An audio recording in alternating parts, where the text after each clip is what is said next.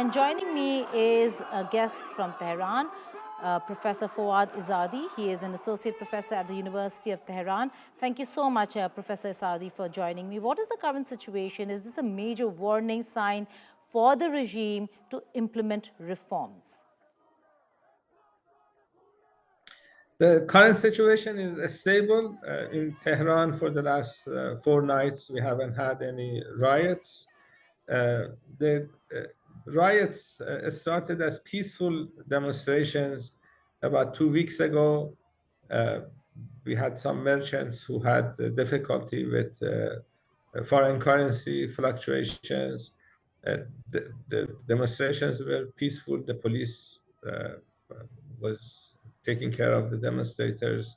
There was no clash. Everything was okay.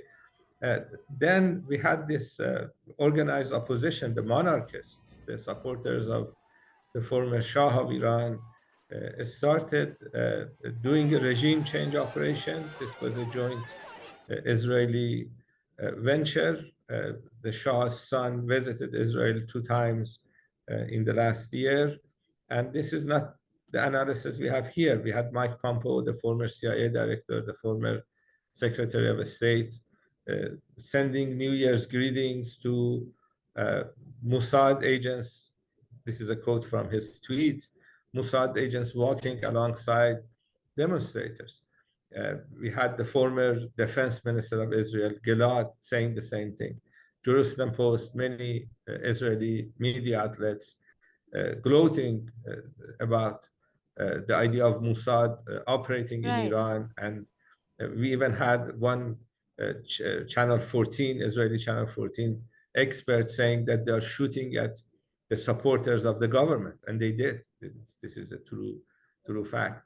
So they were shooting at different people. They wanted to increase the number of people who were killed because Trump had said that he may attack Iran. He will attack Iran if people are killed, and they wanted to encourage Trump to attack Iran again. Professor Izadi, but there have been sanctions that have been imposed by the United States of America on the one hand, but on the other hand, Trump recently said that the killings in Iran have stopped and they are reviewing plans. Is this a step down when it comes to Iran, because they are not looking at military option right now?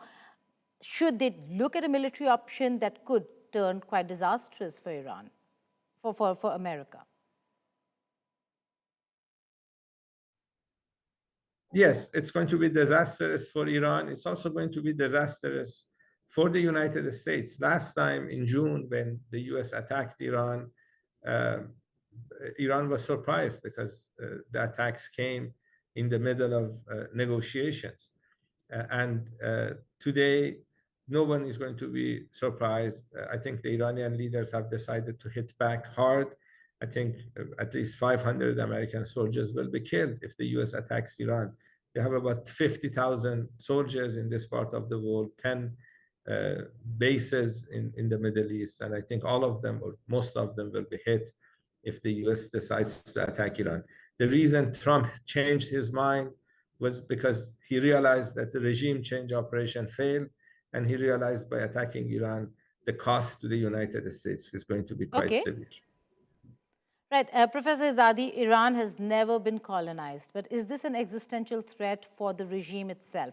Is the intention here to break Iran into pieces, Balkanization of Iran? Yes, I think this is the ultimate goal that Israelis and Americans have. They want to Balkanize Iran. They want to disintegrate Iran. They want to separate the oil-rich areas of Iran, put a puppet government there, and the other parts of Iran, not having access to oil money, would become very poor, and the country would end to exist. This is the plan they have. They wanted to reach this goal in June. They failed. They wanted to reach this goal again in the last couple of weeks. They failed. They will continue to fail because although Iranians may have economic difficulties or have disagreements with the government, they like their country. Indians like India, Iranians like Iran. You remember what happened when there was a confrontation between India and Pakistan a few months ago. When a country is in war, there is this rally around the flag effect. this is what happened in Iran in June. This is what happened in Iran in the last couple of weeks.